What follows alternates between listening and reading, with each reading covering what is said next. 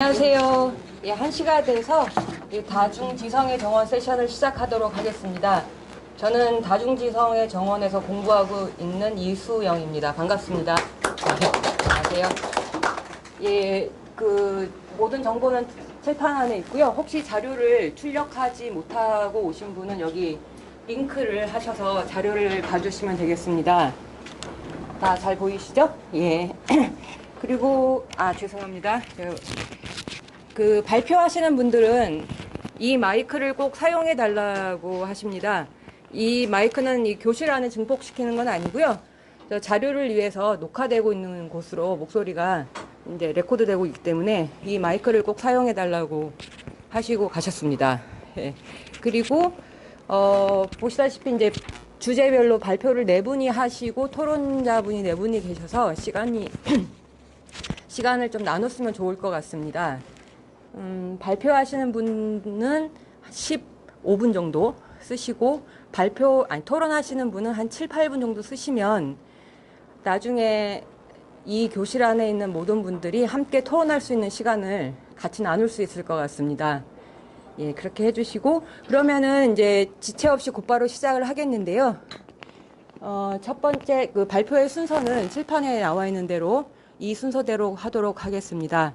첫 번째 발표는 공통장 감수성의 징후들과 예술인간, 예술체제의 동선이라는 제목으로 다중지성의 정원 조종환 선생님이 발표해 주시겠습니다.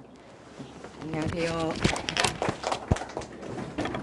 네, 방금 소개받은 조종환입니다.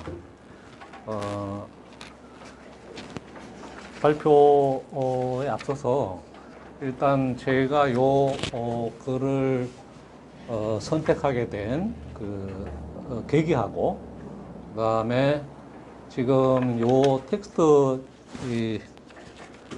텍스트가 지금 조링크에 올라 있는데요.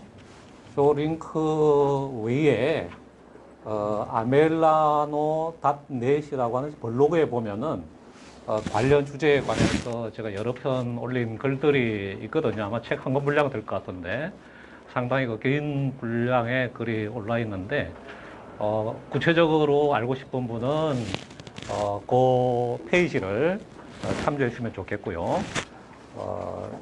오늘 발표는 거기로부터 이제 발췌하고 요약한 내용인데 이것마저도 상당히 길기 때문에 15분에 하기는 힘들 것 같아서 제가 간단하게 요 내용을 요약해서 말씀으로 드리고자 하니까 텍스트에 구애받지 마시고 제 말씀을 그냥 들어주시면 좋겠습니다. 우선 기본적인 문제의식은요. 촛불 혁명 이후에 촛불이 어떻게 되었나 하는 것을 살피는데 제 기본적인 문제의식이 있었습니다.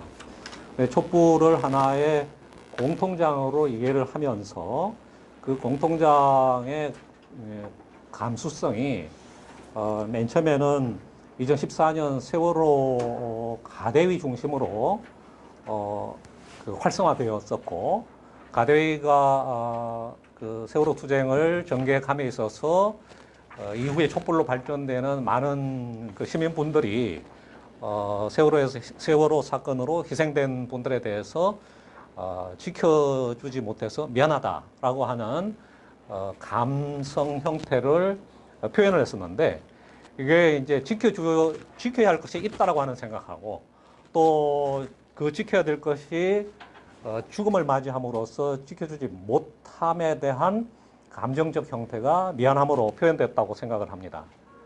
이게 2016년도 이거 촛불 집회에서는 이게 나라냐라고 하는 일종의 이제 구호로 표현이 되었었는데, 이 역시도 지켜야 될 나라가 사라지고 없다라고 하는 데 대한 감정을 표현하는 방식이고, 우리가 만들어내야 될 어떤 나라, 그 공통장에 대한 꿈을 표현하는 방식이었다고 생각을 합니다. 이 두 경우에는 세월호 같은 경우에는 가대위라고 하는 공통인의 집합들이 있었고, 또 촛불 집회 같은 경우에는 집회의 형태로 나타난 공통인들이 있었다고 생각을 하는데, 2018년도에 장자연 사건에 대한 이제 재조사가 결정이 되면서 이게 결정된 계기는 당연히 촛불투쟁 이후에 그 성과로서 정권이 바뀌고 또 그걸 이어가지고 2018년 초에는 미투 운동이 폭발해 올라왔었기 때문에 이런 것들의 그 여세를 몰아가지고 원래 장자연 사건은 재조사 대상에서 누락돼 있었었는데 국민청원을 통해서 재조사 대상으로 포함을 시키는 성과를 거두었죠. 그러면서 이제 장자연의 동료 배우였던 그 윤지호 씨가 과거사 조사위원회의 그 청탁을 받아가지고 이제 한국으로 건너오게 되는 과정이 있게 됩니다. 이때 많은 사람들이 이제 윤지호 씨한테 왜 당신이 정언을 하려고 하냐라고 물었을 때 생각해 본 적이 없다. 근데 너무나 당연한 것 아니냐. 그런 질문은 당신이 왜 숨을 쉬느냐라고 한 질문하고 나한테는 너무 비슷하게 느껴진다. 이렇게 이제 답변하는 걸 들었었는데요. 이 윤지호 씨가 표현하는 질문은 그거였습니다. 왜 나와 같이 활동했던 동료 배우이자 언니인 장자연이 죽었어야 되느냐라고 하는 그 질문이죠. 그러니까 이것도 세월호나 촛불 집회에서처럼 어떤 상실된 것이 있다라고 하는 것에 대한 것이고 그게 장자연이라고 하는 인물인데 바로 그 인물이 죽어야 될 이유가 없는데 죽는 것, 그 상실된 것에 대한 어떤 연대감을 표현하는 방식이 그런 질문으로 나타났다고 생각합니다. 그런데 이제 가대위나 촛불 집회와는 달리 어떤 수백 명의 이제 대책위원회라거나 촛불 집회와 같은 어셈블리와는 달리 윤지호 씨는 개인이라는 형태로 나타났다라는 게 형태적으로는 달랐다고 생각해요. 그런데 이제 요 과정을 저로서는 요 원래 논문을 구성할 때는 쭉 서술해 보고 싶었던 것인데 윤지호 씨의 정언이 진행되어 가면서 4월 초를 분기점으로 해가지고 정확히 4월 7일 날 분기점으로 해가지고 윤지호 씨에 대한 이제 그 백래시가 진행이 되면서 이제 거짓말쟁이라거나 뭐 사기꾼이라거나 이런 식의 이제 역습이 일어나는 것을 보고 이게 이제 논란 속에 이 문제가 이제 들어가는 것을 확인을 했습니다. 그렇기 때문에 이번에는 윤지호 씨의 초점을 맞춰가지고 글을 쓰는 게 좋겠다라고 해서 제가 글을 구성하게 됐는데요. 장자연 사건이 지금은 장자연 윤지호 사건이라고 해도 좋을 정도로 겹이 쌓여가고 있는 상태라고 보는데요. 이 사건의 스펙트럼을 먼저 훑어보는 게 중요하다고 봅니다. 그러니까 장자연 씨는 우리가 잘 알다시피 계약직 연예 노동자였습니다. 그러니까 노동자이기도 하고 비정규직인 노동자이고 또 여성이라는 문제가 있죠. 이런 차원들이 겹쳐져 있으면서 지금 장자연 씨를 둘러싼 권력층들을 보게 되면은 가장 가까이는 더 콘텐츠의 김종석 사장이 있고 이거는 이제 소규모 기업체이죠. 주변에 드라마 감독들 또 PD들 또 제작사와 같은 그런 이제 단위들이 있고 이 더 콘텐츠 같은 경우에는 계속 적자에 시달렸는데 이 회사가 투자를 받기 위해서 돌아다니는 그런 풍경들이 자료에서는 역력하게 나타나는데요. 투자 회사의 사람들을 만날 때는 장자연과 윤지호를 항상 대동해 가지고 가서 분위기를 스무스하게 만드는데 이용을 했다라는 생각이 듭니다. 그렇기 때문에 투자해서 관련이 되고 그 다음에 이게 이제 우리 한국 사회의 그 한류 문제하고 깊은 연관이 있다고 봅니다. 한류가 90년대 이후 김대중 정부 하에서 국책 사업으로 도입이 되어 가지고 지금 버닝썬이라거나 이런 데서 보다시피 한국 사회의 인지자본주의를 구성하는 중요한 축이 되면서 연예 노동자라고 하는 부분을 만들어내는 그런 과정이고 이 국책 사업임으로 인해서 정치권과 법조계, 그 다음에 언론계가 연예 노동자들과 깊은 상관관계를 갖고 있고, 이 제작 소속사가 이거를 매개해주는 그런 역할을 하고 있기 때문에 주로 이제 투자회사나 정치권, 법조계 이런 부분들이 흔히 말하는 이제 상납이라고 부르는 그 과정에 그 타겟이 되고 있다고 생각을 하고요. 그 다음에 이 사건의 경우에는 좀 더 복잡한 메커니즘이 있어서 조사조차 제대로 되지 않고 있지만은 이상호 기자의 그 추정에 의하면은 바로 이게 처음이라고 하는 건 이제 죽은 직후라고 말해야 되겠습니다. 죽은 직후부터 국정원 직원이 개입을 해서 2009년도 초에 범란 사건을 덮기 위한 그 수단으로 이게 범란이 촛불 집회로 발전되지 않도록 막기 위해서 장자연 사건과 같은 이 대중적 관심을 끌 수 있는 사건으로 이거를 갖다가 덮었다라고 하는 그런 이제 추론을 하고 있는데 굉장히 많은 그 권력 단위들이 이 사건에 그 연루되어 있다라고 생각합니다. 아래로부터는 촛불 미투 운동, 또 위로는 청청시의 권력들이 연결되어 있는 지점에 장자연과 윤주호가 놓여 있다라는 것이죠. 윤주호도 똑같은 처지에 있는 계약직 노동자였습니다. 근데 윤주호의 이번 정언의 경우에는 지금 여기 이제 13번째 정언이 있지만은 특히 이번에 16번째 정언에서 문제가 됐던 거는 두 가지였다고 생각하는데요. 하나는 장자연에 대한 그 성폭행이 있었느냐 없었냐 하는 문제였고, 윤주호는 맥주 한 잔 제대로 마시지 않았는데 자연이 언니가 눈이 풀린 채 있는 모습을 봤다.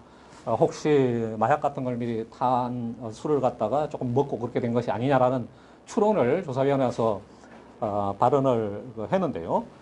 그 외에도 유장호 호야 엔터테인먼트 사장 같은 경우에도 처음 장자연이 이 문건을 쓸 때에 폭력을 당했다라고 하는 기록이 있었는데 자기가 너무 그것이 과한 것 같아서 삭제하라고 했다고 초기 진술을 한 바가 있습니다. 뒤에 가서 번복했지만 말이죠.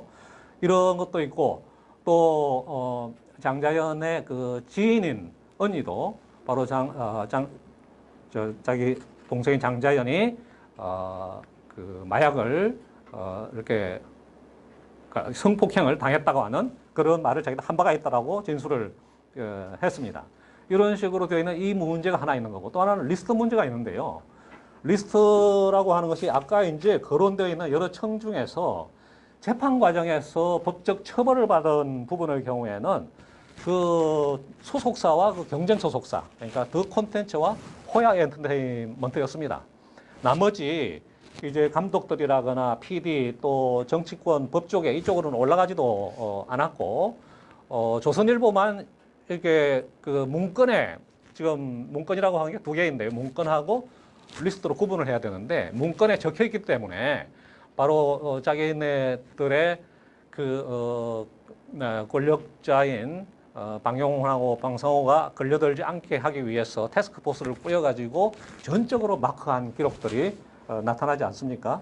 어쨌건 이 부분은 터치가 안 된 상태로 2018년, 19년을 맞이한 채로 이제 넘어왔기 때문에 리스트 문제가 굉장히 중요했는데 리스트를 윤지호는 봤다고 했고 그거는 2018년에 한 말이 아니라 2009년도 진술서에서 2010년도 진술서에서 이미 명단만 따로 적힌 종이가 있었다고 말을 하고 있고 유정호 같은 경우에도 김종성 사장이 김종석 사장하고 만날 때 주의해야 될 사람들의 명단이 있었다고 초기에는 진술을 한 바가 있습니다. 뒤에 가서 또 이 사람을 뒤집었어요. 이런 식으로 그 리스트에 대한 초기 10년 전에 진술이 있음에도 불구하고 이번에 이 문제가 거론될 때는 이 리스트가 없었다라는 것을 입증하기 위한 여러 가지 이제 반박들이 이제 벌어져야 되는데 그게 이제 백래시로 나타났다고 생각을 합니다. 이 백래시 현상을 한번 분석해 보면은 맨 처음에 이제 뉴시스에서 장자연을 비난하는 그러한 뭐 보도라기보다는 글자 그대로 한 5가지 내용을 담은 비난이었어요. 이런 비난 기사를 실었고 윤지호 씨가 법적 대응을 하겠다고 해서 그거를 신문에서 내린 바가 있죠.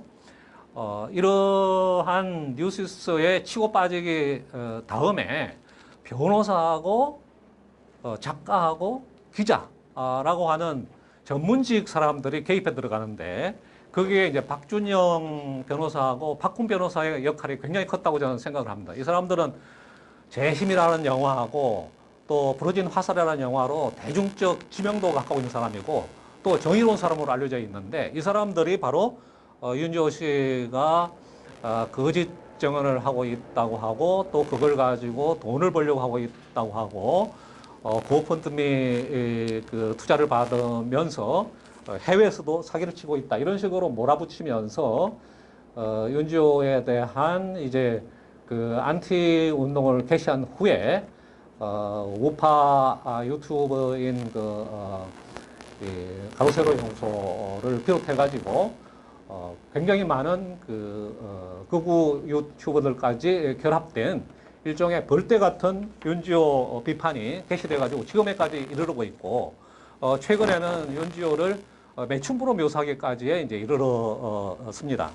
그래서 이러한 백래시들이 이제 그 큰 배우는 잘 드러나질 않지만 명확하게 뉴시스와 같은 그 언론을 선봉들해 가지고 전문직 그다음에 우파 유튜버 그다음에 대중적 참여로 이르는 그런 광범위한 연대전선을 구축해서 윤지호를 죽이고 있다라고 생각이 들고 이에 맞설 수 있는 그런 그 힘들이 완벽하게 제대로 구축되지 않은 상태가 지금이라고 봅니다. 그래서 촛불과 미투에서 윤지호를 불러왔고 윤지호에 대한 그 지지는 현재도 전개되고 있다고 보지만 녹색당이나 정의연대와 같이 좀 뚜렷하게 협조를 해주는 것 외에 맨 처음에 이제 그 윤지호의 정언을 사회로 확산시키는데 기여를 했던 많은 언론들은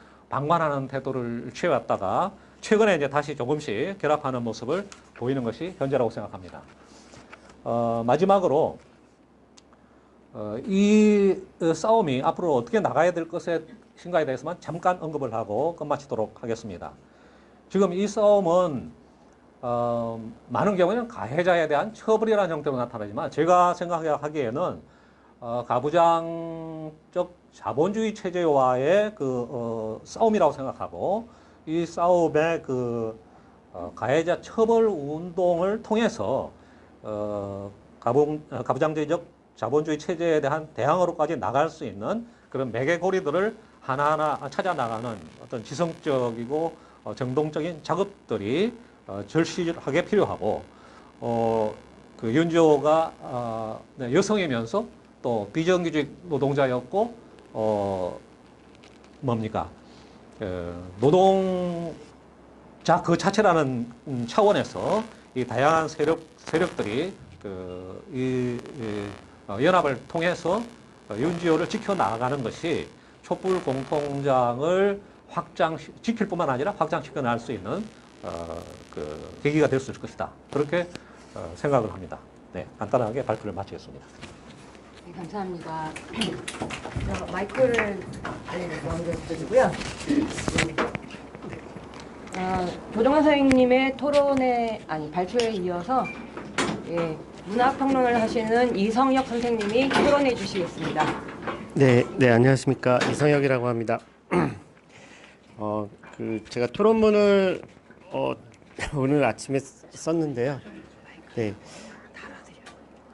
마이크를 달 수가 있어요. 들고 하겠습니다. 네. 선생님 저 발표문을 보고 이제 토론문을 작성을 했습니다. 근데 그 토론문을 다 읽지는 않고요. 일부만 좀 읽고 아까 내가 토론문에 이제 제시한 질문에 대한 답을 좀 하셨는데 거기에 대한 좀 더 상세한 답을 좀 질문으로 드리도록 하고요. 그리고 장자연 사건은 지금 다 아시다시피 과거사위가 이제 뭐 재수사 권고를 하지 않는 걸로 결론을 내렸잖아요. 그래서 그 중에서 하나가 이제 뭐 그 윤지호 씨의 증언의 신빙성을 별로 이제 믿지 못하겠다라는 어떤 그런 방식으로 그 증거가 없다 뭐 이런 식으로 저 재수사를 할 수 없다라는 식으로 발표를 했습니다. 뭐 근데 김어준 뉴스 보니까 그 검찰 측의 입장만 이야기가 됐다라고 그 과거사비 위원장께서 좀 화가 나서 말씀을 하시는 걸 들었는데요. 여하튼 그런 그 윤지호 씨의 그 증언이 신빙성 없다라고 그런 식으로 이야기를 할 수 있었던 것은 바로 그 전에 굉장히 어떤 정지 작업이 있었다라는 생각이 들더라고요.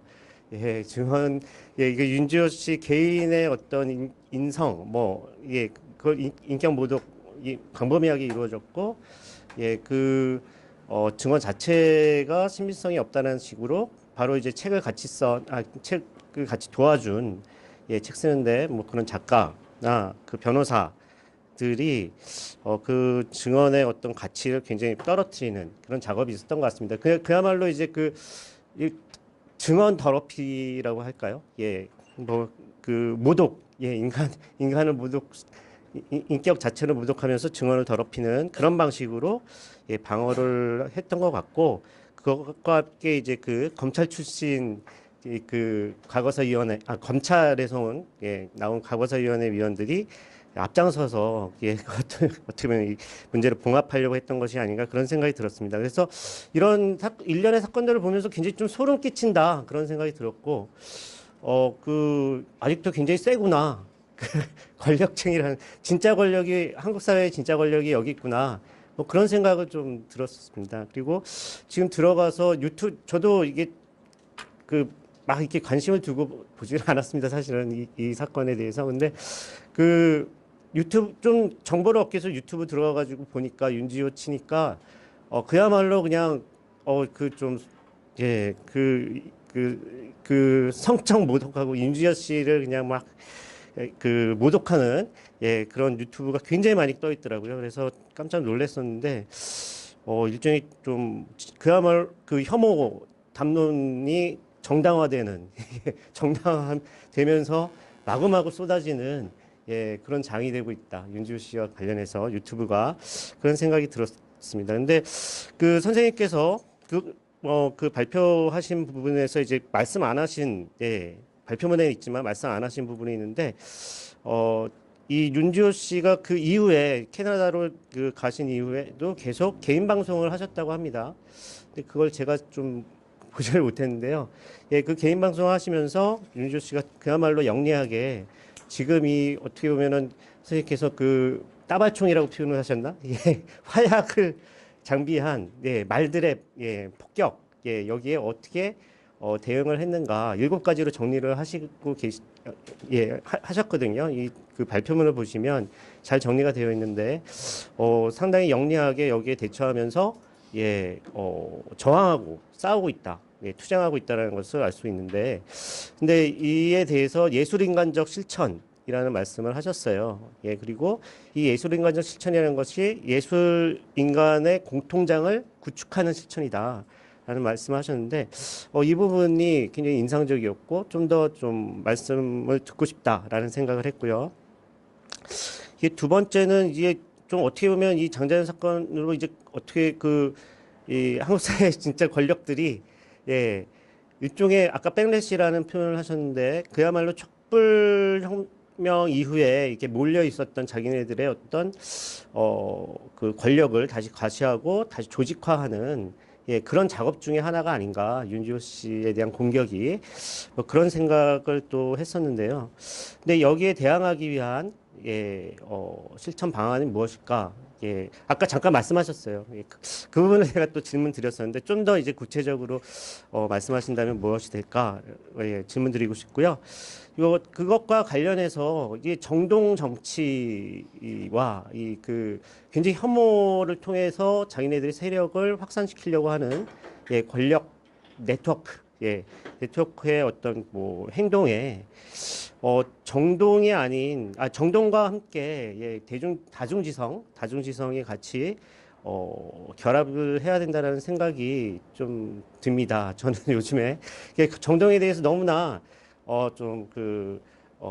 그것이 가지고 있는 정책 함의가 부각되는 건 굉장히 좋지만 또한 다중지성이 어떻게 발휘돼야 될 것인가에 대한 또 이야기는 좀 예, 많이 없어진 거 아닌가 뭐 이런 생각도 좀 들었습니다. 이게 잘못 생각한 걸 수도 있지만 그에 대한 말씀 듣고 싶고 마지막으로는 사실 어제 그 두리반에 갔었는데 유채리 선생님과 얘기하면서 유채리 선생님께서는 다시 광장 정치를 시작해야 된다. 지금 계속 어떤 촛불의 힘을 계속 무력화시키려는 세력들이 계속 운동을 하고 있기 때문에 여기에 대한 어떤 그 대응을 예, 다시 광장 정치에 다시 불을 붙이면서 해야 된다라는 말씀을 하시더라고요. 그래서 뭐 저도 거기에 대해서 좀 생각을 하게 됐는데 뭐 혹시 이에 대해서는 어떻게 생각하는지 마지막으로 질문 드리면서 예, 토론을 마치겠습니다. 예.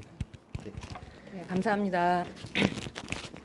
그러면은 이제 그 원활한 진행과 마지막에 이 교실에 계신 모든 분들과 함께 토론할 수 있는 시간을 얻기 위하여 여기서 이제 두 분의 이제 토론은 끝내도록 하고 마지막에 이제 다시 하도록 하겠습니다. 예, 그게 좋을 것 같아요. 그래서 자리로 예, 해주시면 고맙겠고요. 예. 들어가요. 예. 예. 아쉽지만 제가 나중에 다 이렇게 쫙 앉혀놓고 다 함께 뜨거운 토론을 하도록 예, 자리를 마련하겠습니다. 예. 질문하고 이제 예, 그렇게 제일 좋은데요. 그렇게 하다 보면 이제 좀 이렇게 밀려가지고 2시간 안에 못 끝내는 일들이 많아서 요렇게 한번 해보도록 하겠습니다. 예, 선생님은 이제 그 발표자 선생님은 한 15분 정도 쓰시고요. 토론해 주시는 선생님은 7, 8분 쓰시면 되겠습니다. 준비해 주시고요. 첫 번째 조종환 선생님과 이성혁 선생님의 그 장자연 오지오 사건을 공통장 건설의 한 예로서 예술인간의 한 실천의 예로서 그리고 그 반인권 투쟁자에 대한 혐오 운동의 한 예로서 발표하고 토론해 주셨는데 마지막에 다른 발표 그리고 토론자 선생님들도 이제 같은 주제이기 때문에 반복돼서 토론이 확장되지 않을까 싶습니다. 마지막에 다 같이 한번 고민해보는 시간을 갖도록 하고요. 두 번째는 권명아 선생님의 발표인데요. 여자 때 공포 책을 이번에 새로 내셨지요. 여성 혐오와 인종차별의 복잡성과 역사학적 전개라는 제목으로 발표해 주시겠습니다. 이렇게 들고 하나요? 예, 마이크를 꼭 사용해 주시면 예, 다른 여기에 참석하지 못한 분들도 이 자료를 공유할 수 있을 것 같습니다. 이렇게 들고 하나요? 예, 힘드시면 여기 집게가 있습니다. 네. 요걸 책상에 놓으시고 요 집게로 옷에다 이렇게 살포시 쪼매 주시면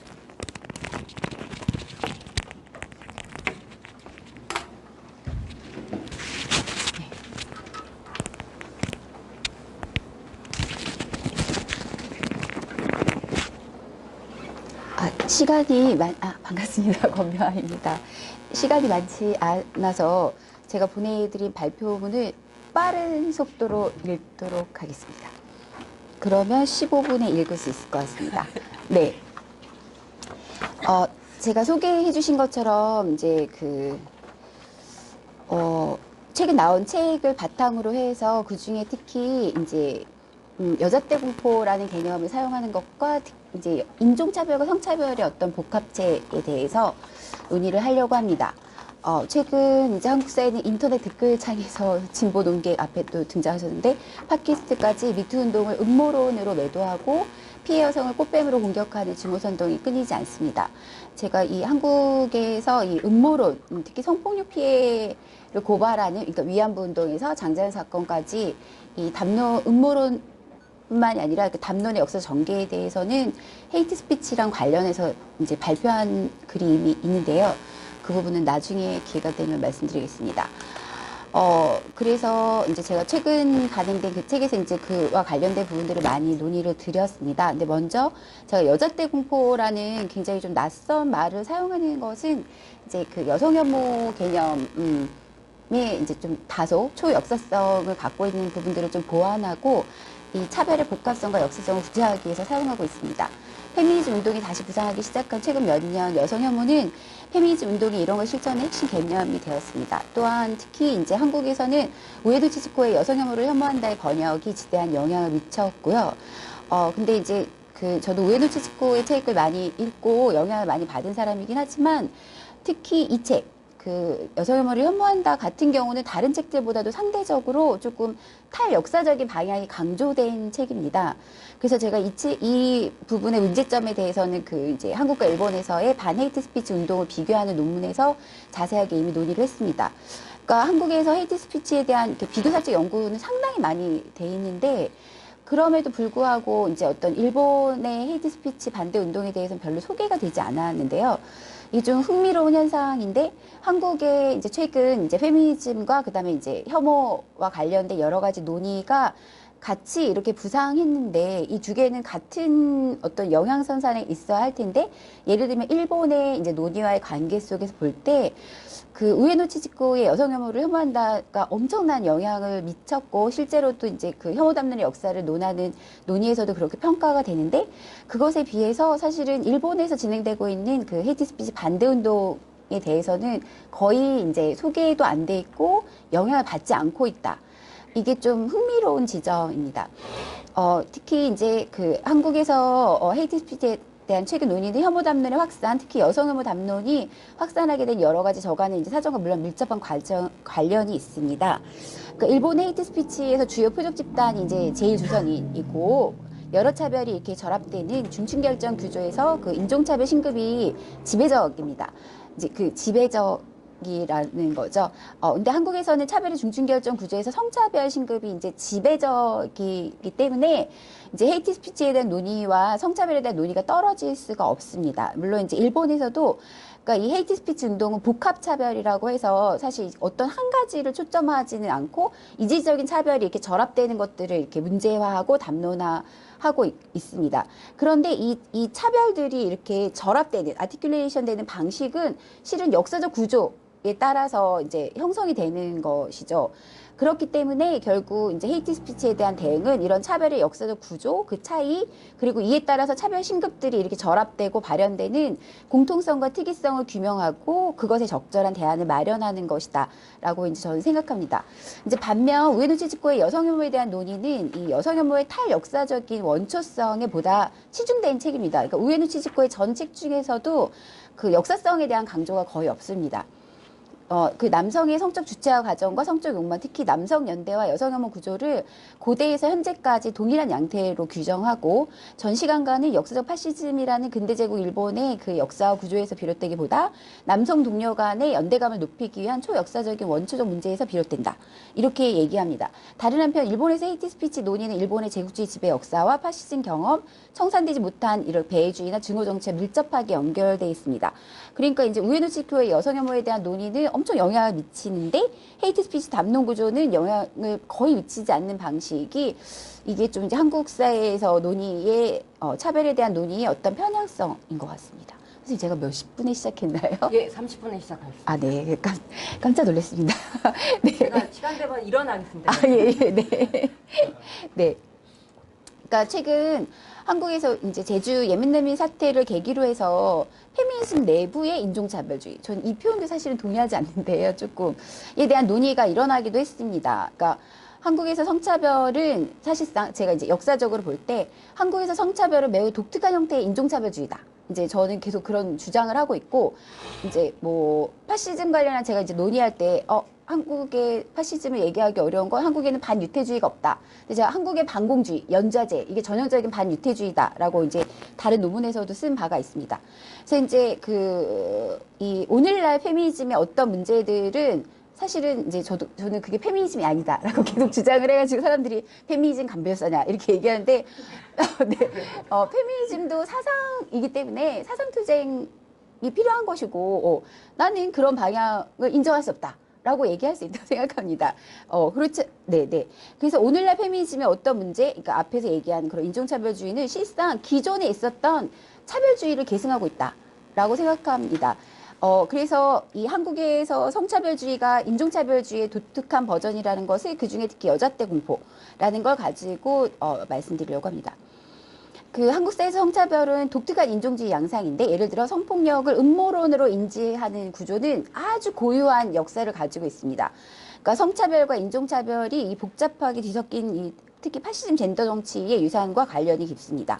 특히 이 내셔널 바디, 국체, 이 국체라는 말도 사실 파시즘에서 나온 건데, 와 여성 신체를 매우 폭력적으로 연계해서 강박적으로 통제해온 파시즘 증오 정치가 남긴 적폐라고 할 수 있습니다. 쉽게 설명할 수 있는 거는 영화 쉬리입니다. 쉬리에 보면 그 신체에 대한 파시즘이 만든 젠더 정치를 너무 잘 보여주는데요. 국정원 요원인 이 남성 주인공을 파멸로 이끄는 것이 연인 부인으로 위장한 여자 간첩이고 뱃속에 도청기와 폭탄이 숨겨진 열대어 쉬리는 여성 간첩의 신체의 속성과 등가를 이룹니다. 즉 여성의 신체는 투명하지 않고 무언가를 숨기고 있습니다. 여성의 신체는 남성 주인공과 사랑으로 연결된 것처럼 위장하고 있지만 실제는 국가를 무너뜨리는 파괴적인 외부 세력과 연결되어 있습니다. 그러니까 배후에 있는 외부 세력, 그들이 보기에 외부 세력도 척결의 대상이지만 외부와 연결된 내부, 이게 이제 파시즘이 상상하는 외부, 내부, 적, 동지의 개념이기 때문에 제가 그걸 이렇게 인용해서 쓰고 있습니다. 외부와 연결된 내부의 적인 여성이 더 문제다. 그래서 여성 신체는 그 자체로 이렇게 외부에 의해서 침투되고 오염될 위험이 많다. 이 여성의 신체적 특성과도 관련있죠. 그래서 항상 이성적이고 투명한 남성에 의해서 감시되고 훈육되거나 그 대리인인 국가의 보호에 위탁돼야 한다. 그러니까 이런 표성 체계는 역사적으로 파시즘 체제에서 형성돼서 왜냐하면 이때 스파이 담론이라는 게 형성되기 때문에 냉전과 탈냉전을 거치며 반복과 변형을 계속해왔습니다. 근대 주체인 신여성은 남성 주체처럼 조국과 사회의 미래를 짊어질 정치 주체가 아니고 서구 문물을 과도하게 동경하는 허영녀이거나 성적 주체가 아닌 과도한 욕망에 물든 물란녀로 매도됐죠. 그러니까 신여성은 근대적 주체이면서 동시에 서구 문물이나 서구 풍습에 과도하게 물들고 경도된 존재로 할당되는 것에 주목할 필요가 있습니다. 이 허영녀라는 차별 표현과 여성을 허영녀라고 공격하고 배제하는 증오선동과 혐오 표현은 성차별만이 아니라 특정한 인종공포, 그러니까 서구에 물든, 서구의 치민대, 그러니까 서구를 동경하는 여성이란 뜻이죠. 그래서 사실은 이제 허영녀라는 것 자체가 이미 조선과 서구적인 것 사이에 대한 인종화된 경계가 여성의 신체로 표상되는 젠더화된 인종공포의 산물입니다. 두 번째 자본의 전 지구화가 진행된 90년대 대표적인 성차별적 혐오 표현이 된장녀로 나오죠. 그러니까 된장녀와 허영녀는 사실 형태나 이데올로기가 너무나 똑같다. 스타벅스에서 커피 사 먹는 여자. 서구 문물에 미친 X들 이런 뜻이죠. 근대 초기에 사용된 허영녀와 90년대 생산된 된장녀는 서구적인 것과 조선적인 것의 경계를 설정하고 그 경계가 문란해진 문제적 장소를 여성 신체에서 발견하는 방식을 반복합니다. 그러니까 이 근대 체제에 만연했던 여성 신체에 대한 인종화된 공포는 파시즘의 증오 정치를 통해서 이 집단화된 여자 스파이단에 대한 공포와 모순없이 결합합니다. 파시즘은 서구화된 여성, 그러니까 부르주아 여성도 싫어하지만 레드워머, 사회주의 여성도 싫어해요. 이게 파시즘의 특징이고 이 두 가지를 결합한 게 여자때 공포입니다. 그래서 이 여자 스파이단에 대한 공포는 주로 로자 룩셈부르크로 상징되는 사회주의 지역 여성들을 상징해서 이들을 레드워먼인데요. 일제강점기 조선에서는 러시아, 중국과 연결된 여성들이 주로 여자 스파이단으로 지목됐고요.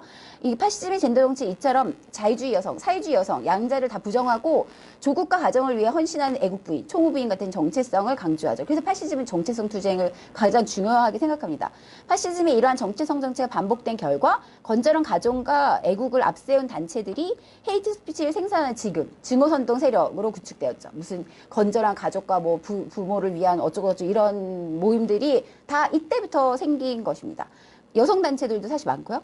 성차별과 인종공포가 결합된 한국 사회의 독특한 여성 혐오는 식민 지배를 통해서 이식됐고 탈식민화를 이루지 못한 채 냉전 체제에서는 국가에 의해서 정책적으로 정당화됐습니다. 냉전 체제 동안 여성 신체에 대한 강박적인 훈육과 감시는 국가에 의해 정당화됐고 아직까지도 국가에 의한 출산 관리나 성에 대한 국가 관리 등이라든지 또 여성의 집단적 주체화를 항상 범죄, 문란한 행위로 매도하고 가치절하하는 방식은 반복됐습니다.